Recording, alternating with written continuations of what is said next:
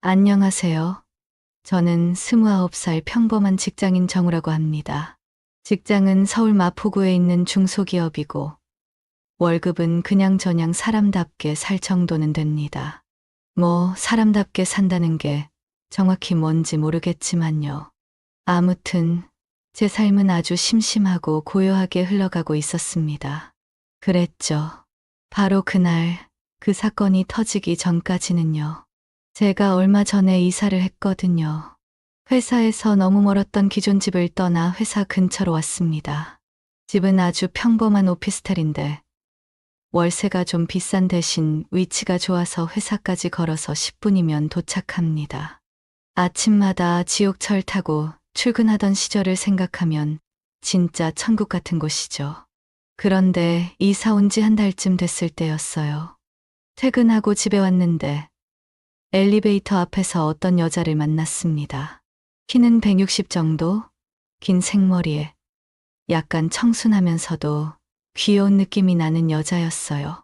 그런데 그녀가 제 앞에서 엘리베이터 버튼을 누르더니 갑자기 저를 힐끔 보더라고요. 저기요, 혹시 1205 사세요? 그녀가 갑자기 말을 걸어서 저는 당황했죠. 네. 아, 네. 맞아요. 혹시 무슨 일이세요? 아, 다행이다. 저 1204호 사는 사람인데요. 지난번에 택배가 잘못 와서요. 혹시 이거?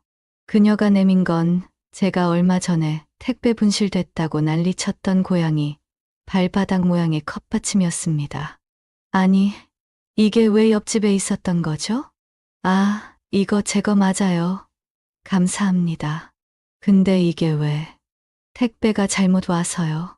저도 처음엔 제 건 줄 알고 열어봤는데 고양이 발바닥 모양 보고 이건 내 취향 아니다 싶어서요. 그녀는 그렇게 말하며 웃었는데 그 웃음이 너무 예쁜 거예요. 순간적으로 심장이 두근거렸습니다. 아, 감사합니다. 제가 제대로 확인도 안 하고 택배 분실됐다고 난리쳤는데 아니에요. 그럴 수도 있죠. 다음엔 택배 주소 확인 잘하세요. 그렇게 짧은 대화를 나누고 엘리베이터에서 헤어졌습니다. 사실 그때까지만 해도 그냥 옆집에 저런 사람이 사는구나 하고 말았어요. 그런데 그날 밤 이상한 일이 시작됐습니다. 저는 평소에 자기 전에 넷플릭스를 보거나 게임을 하면서 시간을 보내는 편이에요. 그날도 침대에 누워서 넷플릭스로 로맨틱 코미디 영화를 보고 있었죠. 그런데 갑자기 옆집에서 소리가 들리는 겁니다. 아, 안 돼. 거기 말고. 아, 진짜 왜 이래? 처음엔 뭐지 싶었어요. 싸우는 건가? 그런데 목소리가 좀 이상했습니다. 싸우는 것 같으면서도 뭔가 진지하지 않은 느낌? 아, 거기서 어떻게? 저는 순간적으로 벽 쪽으로 귀를 기울였어요. 아니, 무슨 일이 벌어지고 있는 건지 너무 궁금했거든요. 그런데 듣다 보니 이게 싸우는 것도 아니고 다투는 것도 아니고 야옹. 아, 고양이였구나.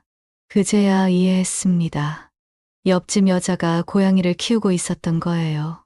그런데 그 고양이가 뭔가 사고를 치는 것 같았어요. 저는 혼자 피식 웃으며 다시 넷플릭스를 보려는데 그때 또 소리가 들렸습니다. 아, 진짜 왜 이렇게 말썽이야?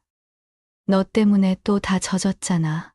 이번엔 좀 이상했어요. 아니, 고양이가 뭘 했길래 다 젖었다는 거지? 저는 괜히 상상력이 폭발하면서 이상한 쪽으로 생각이 흘러갔습니다. 그렇게 머릿속에서 온갖 이상한 생각을 하며 잠들었는데 다음날 아침 출근길에 엘리베이터에서 그 여자를 또 만났습니다. 안녕하세요. 어제 잘 주무셨어요? 그녀가 먼저 인사를 건네길래 저도 어색하게 웃으며 답했죠. 아, 네. 잘 잤죠. 근데 고양이 키우시나 봐요? 그녀는 깜짝 놀란 표정을 지으며 저를 쳐다봤습니다. 어떻게 아셨어요?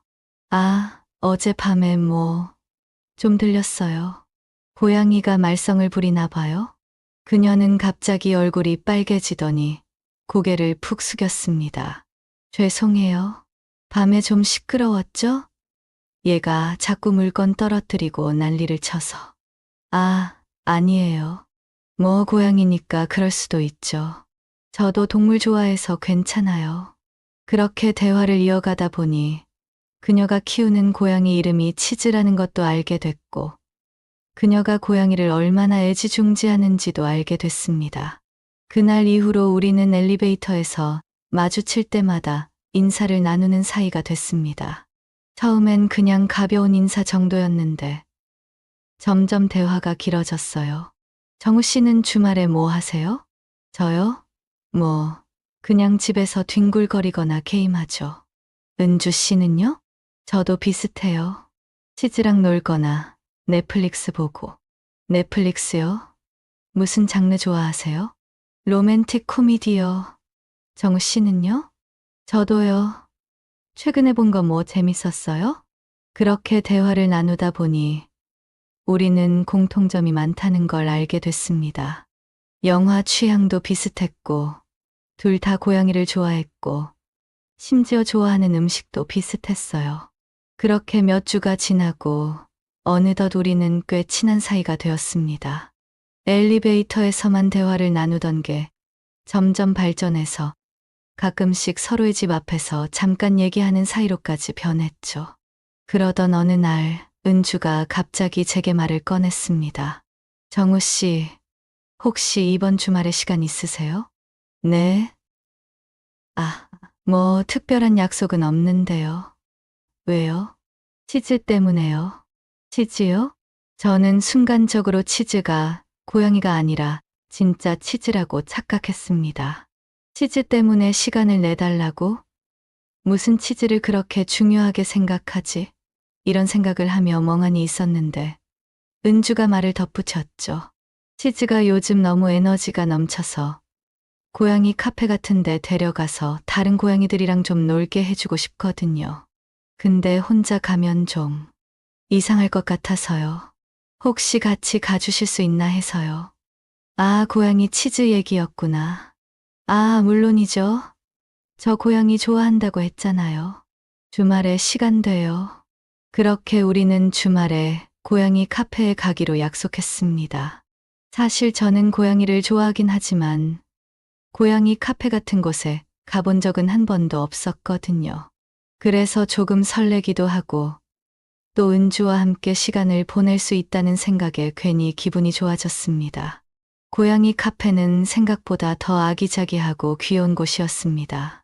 다양한 종류의 고양이들이 자유롭게 돌아다니며 손님들과 놀고 있었고, 치즈도 처음에는 낯설어 하더니 금방 적응해서 다른 고양이들과 어울리기 시작했습니다.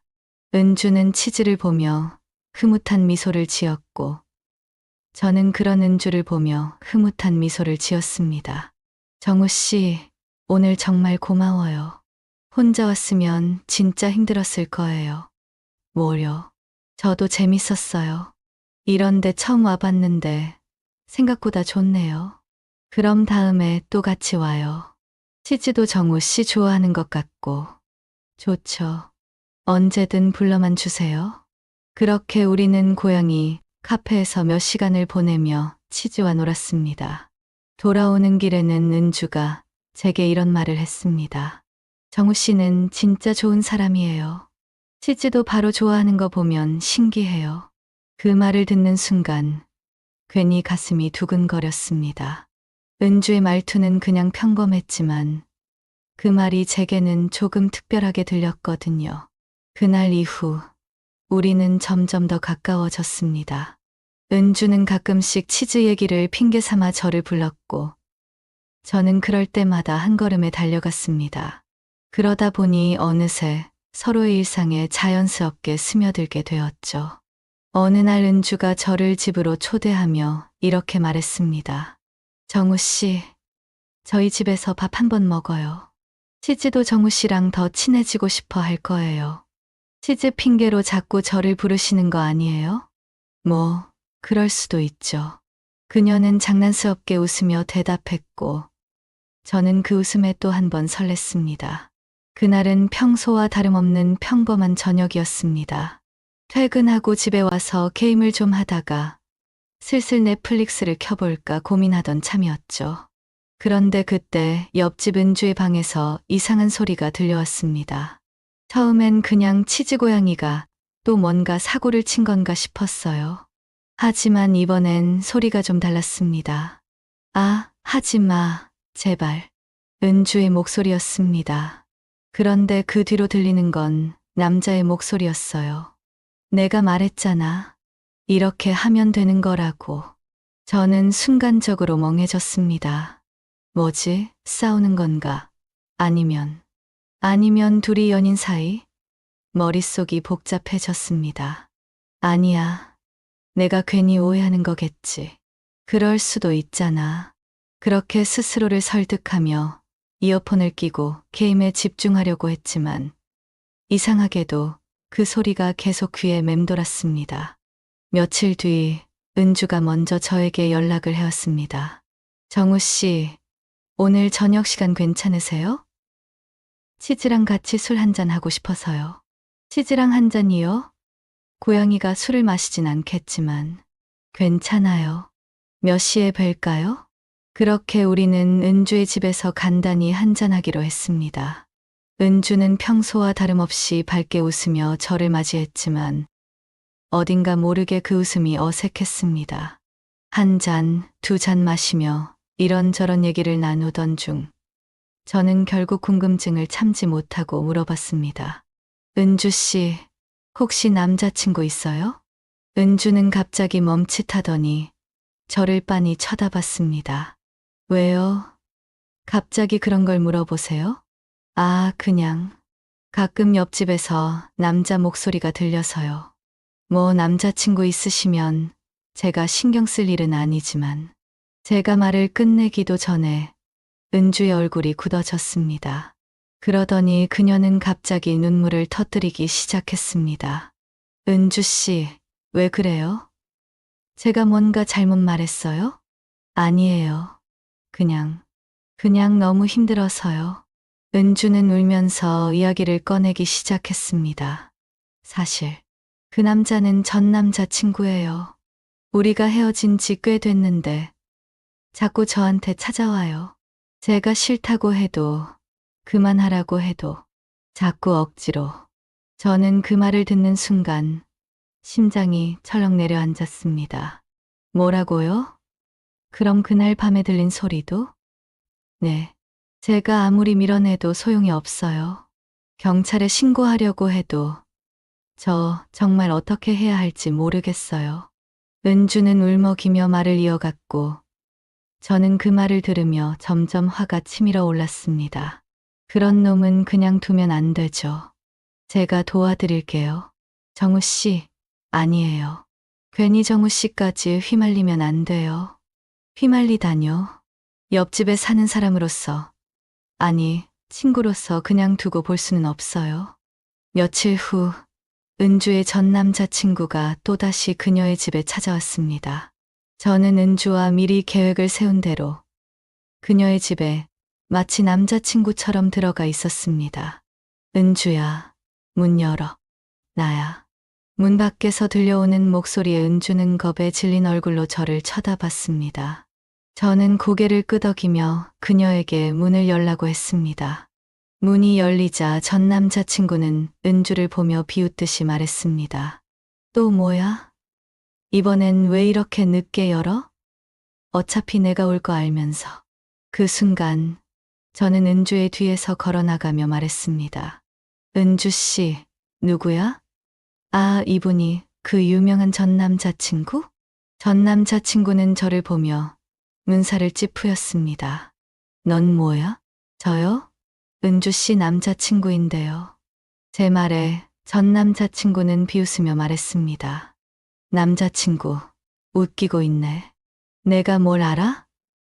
은주랑 나 사이에 있었던 일들. 내가 다 감당할 수 있을 것 같아? 그러더니 그는 자신의 휴대폰을 꺼내 들고 은주와의 과거 사진과 영상을 보여주기 시작했습니다. 봐라. 이게 은주야. 이게 진짜 은주라고. 너 같은 놈이 감당할 수 있을 것 같아? 그는 저를 농락하려는 듯 웃으며 사진을 흔들었지만 저는 그걸 보고도 눈 하나 깜빡하지 않았습니다. 그래서요?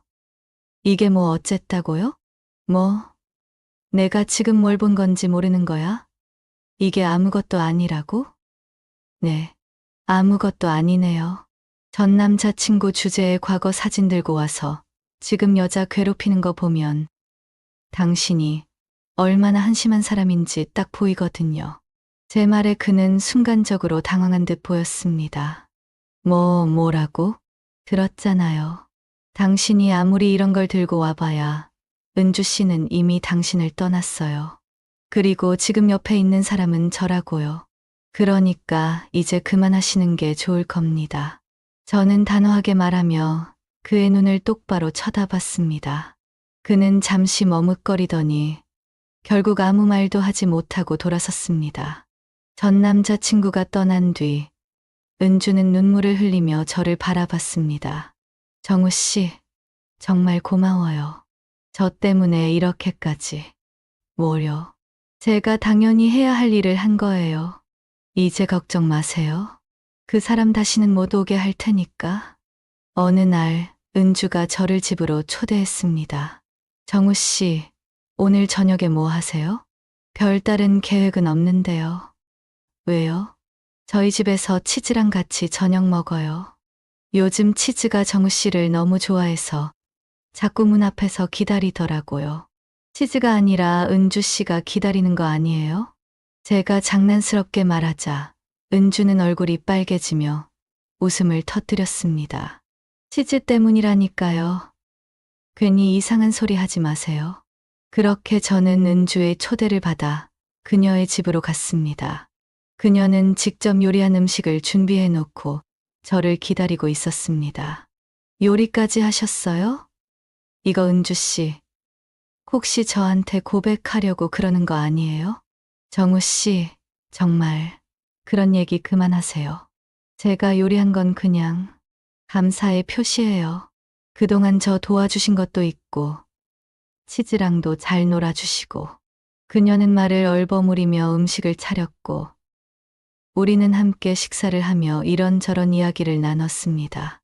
그런데 식사가 끝나갈 무렵 은주가 갑자기 진지한 표정으로 저를 바라봤습니다. 정우 씨, 네, 사실 요즘 정우 씨랑 같이 있는 게 너무 좋아요. 그래서 혹시 저를 그냥 옆집 사람이나 친구로만 생각하시는 건 아니죠? 그 말에 저는 순간 멍해졌습니다. 이게 무슨 뜻일까? 은주가 지금 저한테 고백이라도 하려는 걸까? 은주 씨, 그게 무슨 말이에요? 그냥 제가 먼저 얘기하는 게 맞는 것 같아서요. 정우 씨가 저를 좋아해 주셨으면 좋겠어요. 아니, 저도 정우 씨를 좋아하니까. 그 순간 제 심장은 터질 듯이 뛰고 있었습니다. 몇 초 동안 아무 말도 하지 못했지만 머릿속은 이미 대답을 준비하고 있었죠. 은주 씨, 사실 저도요. 저도 은주 씨를 좋아해요. 아마 처음부터 그랬던 것 같아요. 그런데 용기가 없어서 말 못했어요. 은주는 제 말을 듣고 환하게 웃었습니다. 그럼 우리 이제부터 연애하는 거예요? 네. 은주 씨가 괜찮다면요. 그렇게 우리는 서로의 마음을 확인하며 연인이 되었습니다. 연인이 된 이후로 우리의 일상은 더 특별해졌습니다. 퇴근 후에는 자연스럽게 서로의 집을 오가며 함께 시간을 보냈고, 주말이면 치즈를 데리고 산책 겸 드라이브를 나가기도 했습니다. 하지만 은주에게는 한 가지 특별한 점이 있었습니다. 바로 밤이 되면 그녀가 조금 달라진다는 거였죠. 처음엔 그저 귀엽고 수줍음 많던 은주가 밤이 되면 놀랄 만큼 대담하고 적극적인 모습으로 변했습니다. 정우 씨, 저 사실 이런 얘기 잘 못하는데. 뭔데요? 은주 씨, 또 무슨 귀여운 얘기 하려고요? 정우 씨랑 같이 있으면 너무 행복해서 밤에도 계속 보고 싶고 붙어 있고 싶어요. 그녀는 부끄러운 듯 고개를 숙였지만 그 말 한마디에 저는 심장이 또 한 번 요동쳤습니다.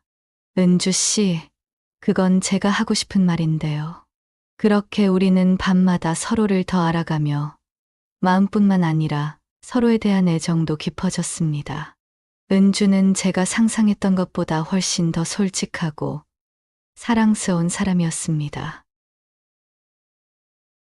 오늘 영상도 끝까지 시청해 주셔서 감사합니다. 구독과 좋아요, 알림 설정까지 꾹꾹 눌러주시면 저에게 큰 힘이 됩니다. 다음 영상에서 더 재미있는 이야기로 찾아오겠습니다. 안녕. 저는 지방에 살고 있는 40대 초반의 돌싱입니다. 서울에서 살다가 새로운 마음으로 다시 시작하려고 지방으로 온 지 벌써 4년도 넘었네요. 이제는 이곳 생활도 꽤 익숙해지고 많이 안정이 됐어요. 그래서 제가 이렇게 지방에서 조용히 살게 된 이유를 얘기하고 싶어서 사연을 보내게 되었어요.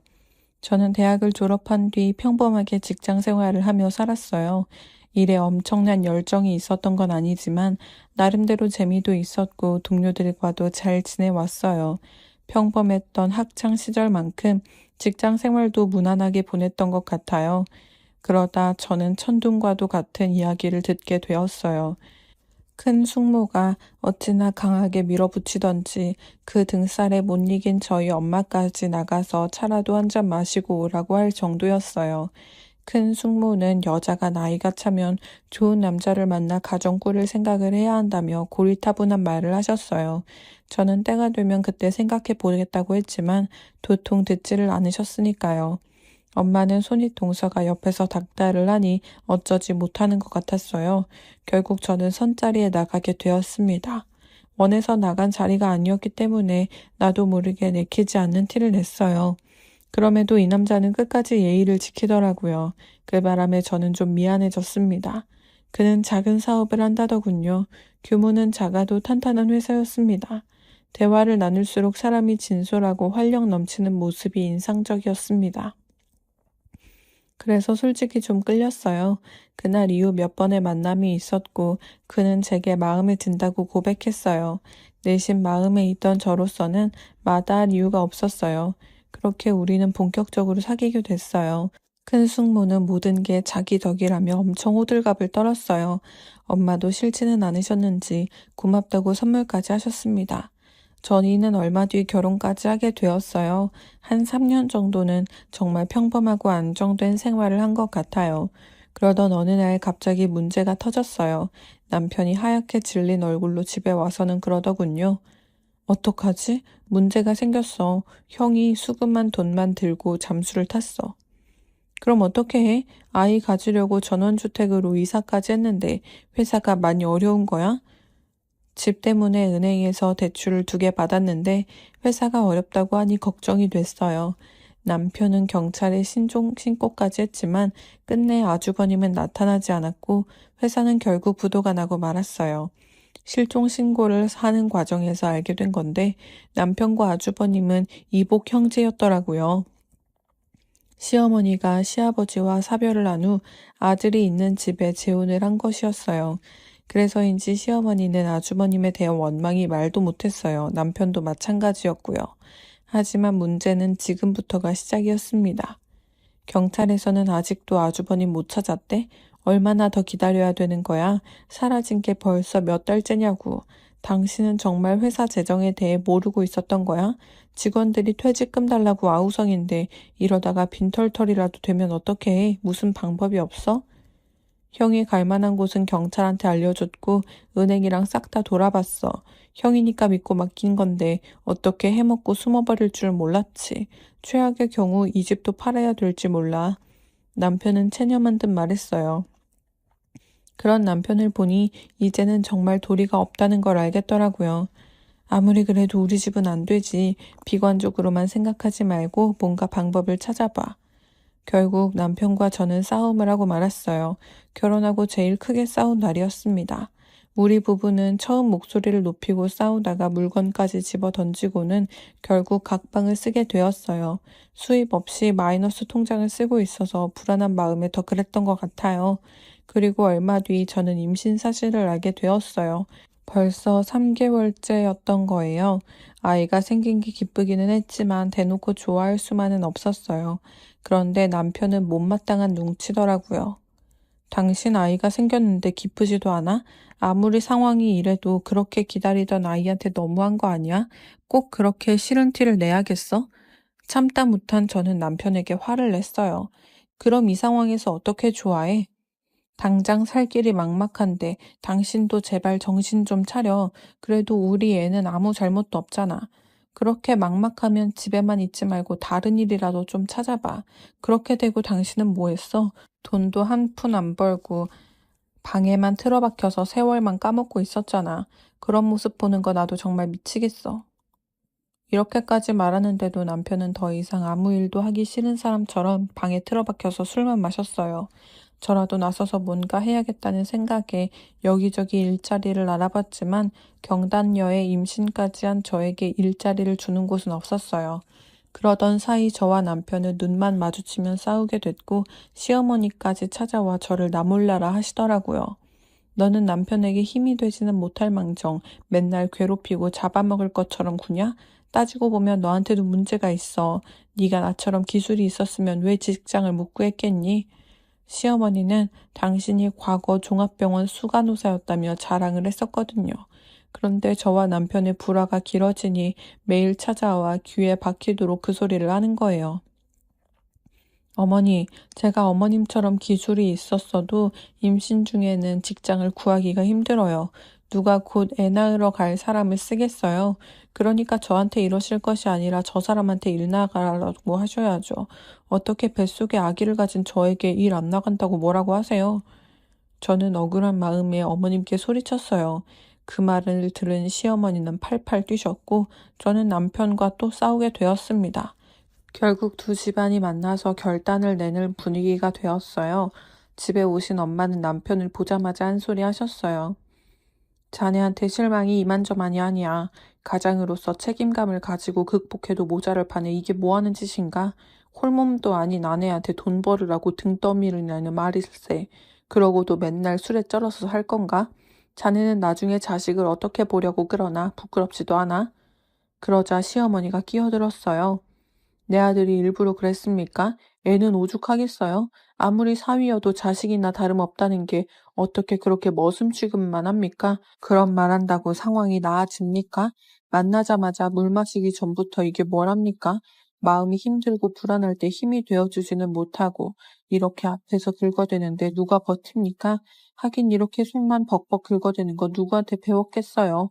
시애미가 있는데도 남의 아들한테 할 소리 못할 소리 다 하는데 지 남편한테 평소에 얼마나 짜증나게 했을 거야.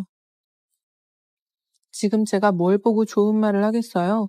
저 방 좀 보세요. 저게 사람 사는 방입니까? 돼지우리처럼 저 정신 상태로 앞으로 뭘 하겠어요? 그래놓고 남의 탓 하시는 건 경우가 아니죠. 그런데 그 와중에 남편은 하품을 하는 게 아니겠어요? 엄마는 화가 머리끝까지 나셔서 말했습니다. 자네는 내 말이 말 같지 않은 것인가? 자네 때문에 지금 이 사단이 났는데 하품이 나오나? 맨날 술만 퍼먹고 뭐 하는 일이 있다고. 계속 이런 식이면 내 딸 데려가겠네. 태교가 얼마나 중요한데 뱃속에 있는 애가 뭘 보고 듣겠어. 아니, 자기 아들이 이 지경인데 이 상황에서도 내 딸 보고 밖에 나가서 벌지 못한다고 하는 건 대체 무슨 경우인지. 그런 아들만 감싸니 이 일이 해결이 되겠어요? 사돈도 정신 차리세요. 아들한테 좋은 말을 해줄 때가 따로 있죠. 저렇게 정신 못 차리는 아들을 두고 제 딸 보고 기술 없다 소리를 어디다 대고 하십니까? 안 되겠으니 앞으로 어떻게 먹고 살 건지 대책을 내놓으세요. 아니면 얘 데리고 가겠습니다. 엄마는 그동안 참을 만큼 참았다며 속에 있는 말을 다 쏟아냈고 집안 분위기는 점점 나빠지기만 했어요. 그런데 남편은 어슬렁어슬렁 부엌으로 가서 냉장고를 열고 소주병을 꺼내는 것이 아니겠어요? 어찌나 부하가 치미는지 그만 남편을 확 밀치며 소리쳤습니다. 지금 제정신이야? 우리 부모님을 얼마나 우습게 알면 이런 자리에서 술병을 꺼내 들고 그래. 니들은 지져라 나는 간다 이거야? 어쩜 이래? 사람이 어떻게 이래? 네가 감히 내 아들을 밀쳤어? 시어머니가 남의 귀한 아들을 밀쳤다며 저를 확 미는 거였어요. 결국 아빠와 시아버지도 대판 싸우고 엄마 아빠와 함께 짐을 싸들고 친정으로 돌아왔어요. 저는 바로 변호사를 선임해서 이혼 준비에 들어갔고 법원에서 보자며 남편에게 서류를 보냈어요. 이혼 서류를 보내기 전에는 꼭 제 인생이 실패한 것 같아서 너무나 속상하고 억울한 마음에 눈물을 쏟기도 했습니다. 남편은 서류를 받자마자 제게 전화해서 만나자고 하더군요. 일이 이렇게 커질 줄 몰랐어. 내가 미안해. 만나서 뭐 어쩌라고. 이왕 이렇게 된 거 각자 잘 살자. 남편도 남편이지만 시어머니한테 받은 상처도 컸어요. 하지만 남편은 저희 집에까지 찾아와서 자기가 잘못했다며 사정을 하더군요. 이게 지금 뭐 하는 거야? 지금 장난해? 아니, 내가 잠깐 미쳤었나 봐. 나는 이혼은 정말 생각도 못했어. 정말 한 번만 봐주라. 우리 살아온 정이 있잖아. 내가 다 잘못했어. 이렇게 빌게. 이제 정말 늦은 거야? 사과를 하려면 저번에 부모님 찾아왔을 때 그날 정신 차리고 잘하겠다고 했었어야지. 어머니랑 당신 우리 부모님 앞에서 어떻게 했는데. 이 지경이 되도록 가만히 있다가 잘못했다고 한다고 될 일이 아니야. 이미 당신에 대한 신뢰가 바닥이라고. 나만 그런 거 아니야. 우리 엄마 아빠도 그날 당신이 한 행동 보고 얼마나 실망하셨는지 알아? 진작에 정신을 차렸어야지. 일이 다 터진 다음에 이러면 다시 산다고 해도 어디 편하겠어? 형이 그런 식으로 도망갈 줄 몰라서 정말 내 정신이 아니었어. 그건 당신이 봐서 더 잘 알잖아. 그러니까 한 번만 다시 기회를 줘. 당신 말대로 내가 정신을 차릴 수 있게 시간을 줘. 그 모습을 보니 저도 마음이 혼란스러웠어요.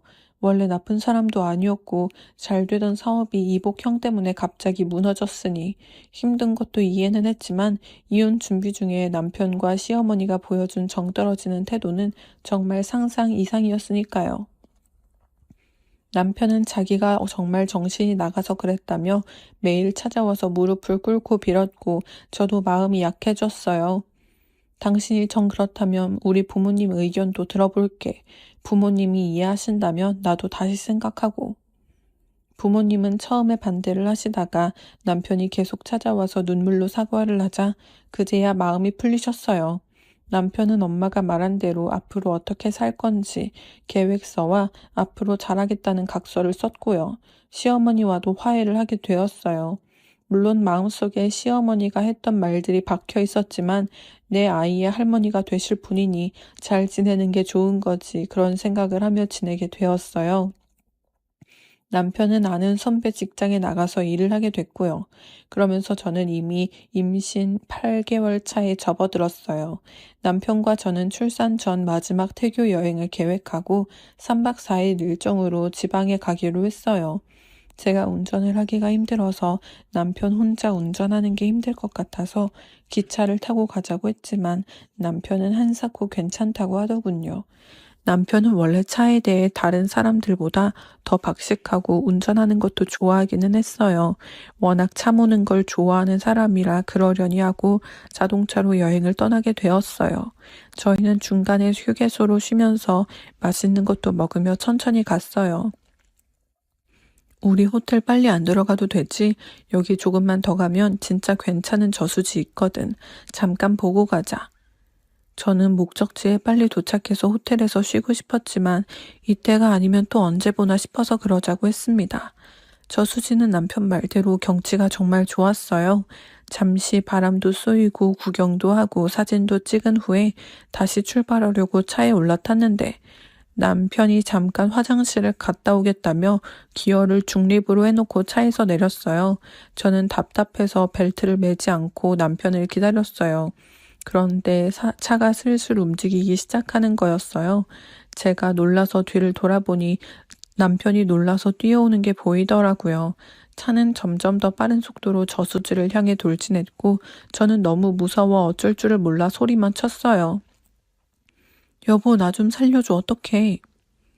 차는 순식간에 물속으로 들어갔고 저는 정말 간발의 차이로 차 문을 열었지만 물에 빠졌고 남편은 울부짖으며 저를 흔들고 정신 차리라고 하는데 저는 결국 정신을 잃고 말았어요.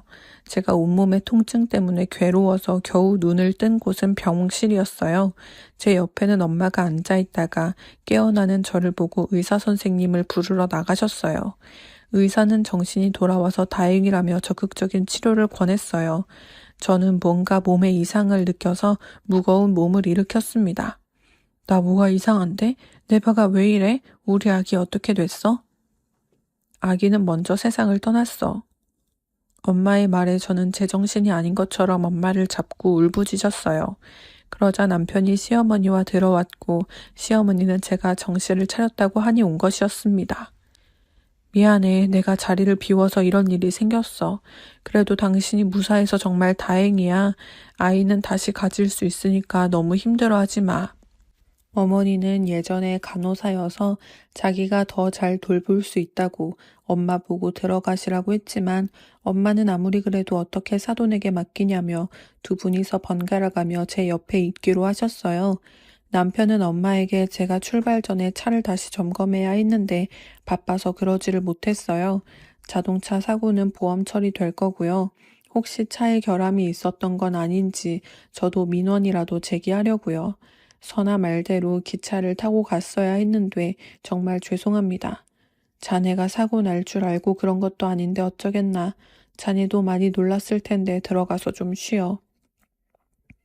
저도 아이를 잃어서 슬프지만 충격받았을 남편이 걱정돼서 집에 가서 눈 좀 붙이라며 돌려보냈어요. 저는 엄마와 시어머니의 극진한 보살핌으로 조금씩 회복하고 있었어요. 걱정 마라. 아파서 그런 거니까.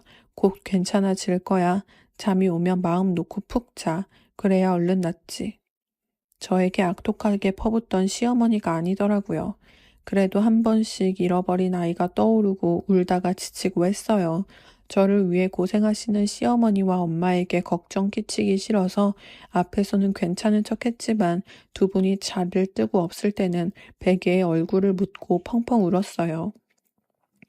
그때 차라리 나도 같이 죽을 거라는 생각도 많이 했습니다. 그러던 어느 날 병실에 혼자 있을 때 보험조사원이라는 남자분이 찾아오셨어요. 정선아 씨 되시죠? 자동차 저수지 사고 때문에 왔습니다. 몇 가지 여쭤보고 싶은데 괜찮을까요? 저한테요? 그 차는 제 남편 이름으로 되어 있는데 왜 저한테 오셨어요? 실은 저희가 조사를 하다가 정선아 씨가 남편분이 수령하는 생명보험을 드셨다는 걸 알게 되었거든요. 저희가 저수지를 직접 가봤는데 좀 미심쩍은 부분이 있어서요. 블랙박스 녹화도 안 되어 있던데 그건 알고 계셨어요? 생명보험은 결혼하기로 한 다음 남편이랑 같이 들었어요. 블랙박스는 물에 들어가서 고장난 게 아니었나요? 저는 좋지 않은 예감에 가슴이 두근거리기 시작했어요. 방수 처리된 거였고 고장이 나도 어느 정도 복구가 되는데 녹화가 아예 안 되었더라고요. 정말 죄송한데 남편한테 혹시 뭔가 미심쩍은 부분이 없었나요? 남편이 화장실에 간다고 내렸는데 그리고 좀 있다가 차가 굴러가기 시작했어요. 정말 뭔가 이상한 건가요? 그러면 저한테 확실히 알려주세요. 제가 사정을 하자 보험조사원은 저수지에 저희 차를 세운 곳을 가봤는데 아주 미세하게 경사가 아래로 내려가는 지점이었다는 거예요. 저는 온몸이 덜덜 떨리기 시작했어요. 그 말이 사실이라면 남편은 일부러 중립기어를 놓고 내린 거니까요. 저희도 계속 조사를 하고 있으니까 혹시 이상한 점이 발견되시면 저한테 바로 연락 주세요. 보험조사원은 저에게 몸조심하라며 신신당부를 했고 저는 머릿속으로 남편과 시어머니에 대해 다시 한번 정리해 봤어요. 그러다가 제가 시어머니가 오실 때 유난히 졸리다는 걸 깨달았어요. 갑자기 간호사 일을 해왔던 시어머니가 무섭게 느껴졌어요. 나 모르게 뭔가 저지르고 있는 건 아닐까 하는 생각이 드니 두 사람의 모든 행동이 다 의심스러웠어요. 저는 맨날 울기만 할 것이 아니라 진실을 알기 위해서라도 정신을 바짝 차려야겠다고 마음 먹었어요. 그리고 남편과 시어머니가 같이 오는 날이 됐어요. 저는 남편이 주는 물을 마시려다가 혹시나 하는 생각에 마시는 척만 하고 누워서 가만히 눈을 감았어요. 그랬더니 남편의 목소리가 들리더군요. 의사가 검사하자고 하면 골치 아플 것 같은데. 그건 걱정 마. 엄마가 알아서 할게. 어차피 잠이 계속 늘었으니 다른 기저질환이 있다고 해도 의심하지 않을 거야. 그럼 오늘 양을 확 늘려? 저는 너무 이상한 예감이 들어서 눈을 떴어요. 시어머니가 제 링거에 무슨 주사약을 넣으려고 하더라고요. 저는 너무 놀라서 살려주세요. 여기 사람 죽어요. 라고 소리쳤고 남편은 그런 제 입을 틀어 막았어요. 저는 이대로 죽어서는 안 된다는 생각에 발버둥을 쳤고 그 바람에 링거는 쓰러지고 시어머니는 주사기를 놓쳤어요. 남편이 어찌나 세게 입을 틀어 막았는지 숨이 막혀서 어쩔 줄을 모르고 있는데 마침 엄마가 들어오셔서 그 광경을 보게 됐어요. 이게 지금 뭐 하는 건가? 사돈은 지금 뭐 하세요? 그 주사기는 뭐예요? 여기요, 누가 좀 빨리 와주세요. 엄마가 문을 열어놓고 소리치는 바람에 사람들이 몰려왔고 이 광경을 본 간호사들은 놀라서 경찰을 불러 시어머니와 남편을 끌어냈어요. 주사기에는 치사량의 마취제가 들여져 있다는 게 밝혀졌어요. 그리고 다음 날 보험조사원이 증거를 찾아 경찰에 수사 요청을 했다는 연락이 해왔어요. 당시 저수지에서 휴대폰으로 동영상을 찍은 사람이 있었는데 그 동영상에는 제 남편이 뒤에서 차가 굴러가는데 가만히 서 있더라는 거예요. 시어머니와 남편은 저를 죽이고 보험금을 타려고 했더라고요. 경찰 조사가 시작되면서도 밝혀진 건 두 사람이 짜고서 이복형을 외딴 섬에 가둬놓고 실종 처리해서 나중에 보험금을 타려고 했다는 거였어요. 그 보험도 시어머니가 권유해서 든 것이었고요.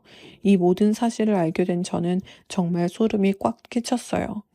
보험금에 눈이 멀어서 어떻게 가족들을 죽일 생각을 하는지 저로서는 도저히 상상이 되지 않았어요.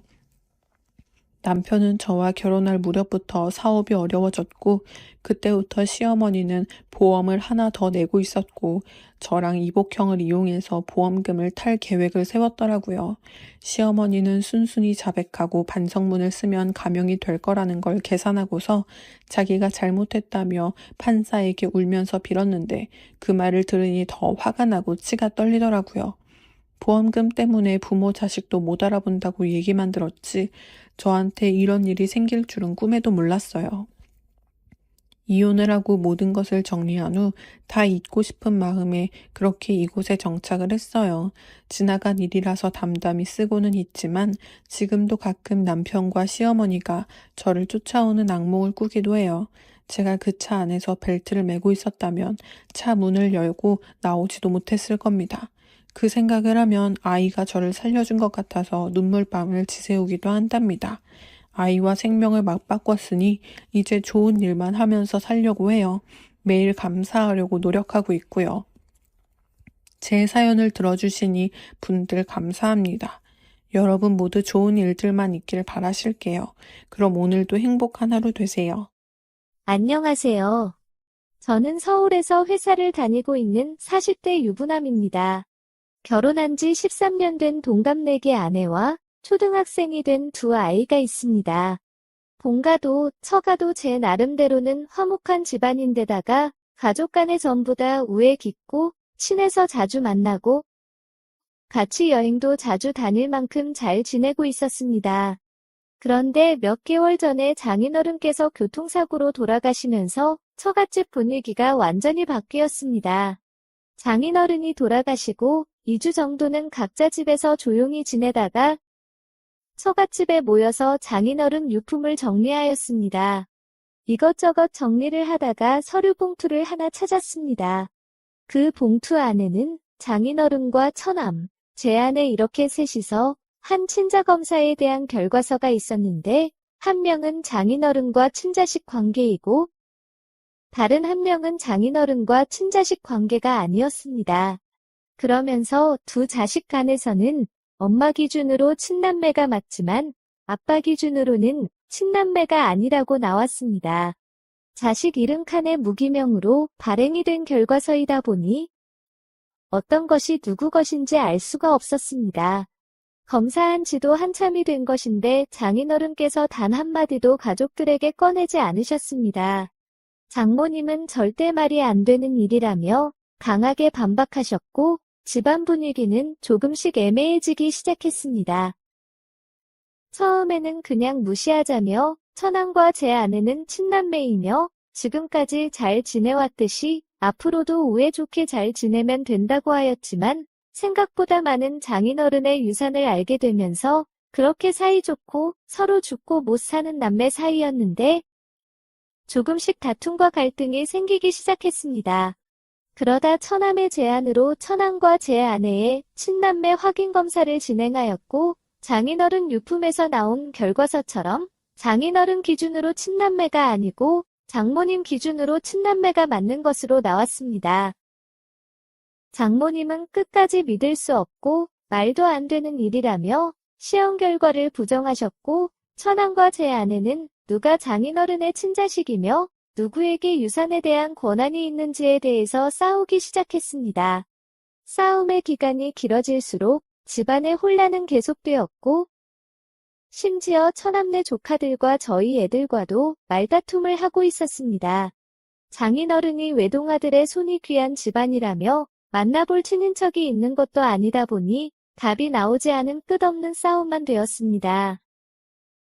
모든 진실을 다 알고 계시는 장인어른께서도 공개하지 않고 속으로만 끓으시다가 덮으신 것을 보면 가족의 화목을 깨고 싶지 않으셨을 거라는 생각이 들어서 처남과 아내에게 말을 하였지만 제3자는 빠지라는 식이었습니다. 결국 몸싸움까지 벌어지는 단계까지 가게 되었고 그렇게 우애가 좋았던 남매는 평생 안 볼 사이처럼 서로에게 한참 동안 심한 말을 하고 나서야 헤어졌습니다. 헤어진 지 며칠 동안은 아직도 분하고 화가 나는지 아내는 저한테 하루에도 수십 번씩 전화를 하면서 넋두리를 하였습니다. 그래도 시간이 좀 지나니 아내도 처남에게 너무했다고 싶었는지 본인이 첫째이지만 여자고 누나니까 양보해서 처남에게 60%를 주고 본인이 40%를 하는 걸로 해서 화해도 하고 마무리를 지어야겠다고 하더군요. 잘 생각했다며 그 돈 없어도 충분히 행복하게 잘 살고 있었다면서 너무 욕심내지 말고 기분 좋게 장인어른의 마지막 선물을 받자고 하였습니다. 아내도 처남에게 양보 겸 화해를 하자고 연락을 하였더니 처남이 역시 제 아내가 친자식이 아닌 것이 맞는 것 같다면서 40%라도 챙기려고 선심 쓰는 척하면서 회유하는 거 아니냐며 절대 그렇게 합의할 생각이 없고 친자식이 누군지 정확히 밝히고 친자식이 다 가지는 것이 맞다고 하였습니다. 결국 처남네와 소송까지 가게 되었습니다. 아직 첫 재판도 열리지 않았지만 대충 무슨 말들이 오고 갈지 예측도 되고 앞으로 처갓집이 어떻게 될지도 예상이 됩니다. 어제 저녁에 아이들과 밥을 먹는데 큰 아이가 매일 같이 큰 소리로 싸우는 전화 듣는 것도 힘들다면서 그나마 제가 외동아들인 것이 다행이라고 하면서 혹시 아빠가 친할머니, 친할아버지의 친자식인 것은 확실하냐고 물었습니다. 차마 뭐라고 대답을 해줘야 할지 막막하였습니다. 아이들에게 가족들끼리 돈 문제로 싸우는 정말 안 좋은 모습을 보여준 것 같아서 너무 화도 나고 답답합니다. 정말 저희 집에서는 이런 일이 안 일어날 줄 알았는데 돈 앞에서는 결국 싸움이 나네요. 소송이 끝나고 시간이 지나면 어떻게든 결론이 나겠지만 장인어른의 유산을 많이 받든 적게 받든 행복하지는 않을 것 같습니다. 저희 가족들처럼 유산 문제로 다투시는 분들 많다고 변호사님께서 그러시던데 결국 시간이 지나도 화해 없이 남남이 되셨나요? 화해를 하셨다면 어떻게 하셨나요? 많은 조언 부탁드립니다. 오늘의 사연은 여기까지입니다. 구독과 좋아요, 알림 설정 부탁드립니다. 긴 글을 읽어주셔서 감사합니다.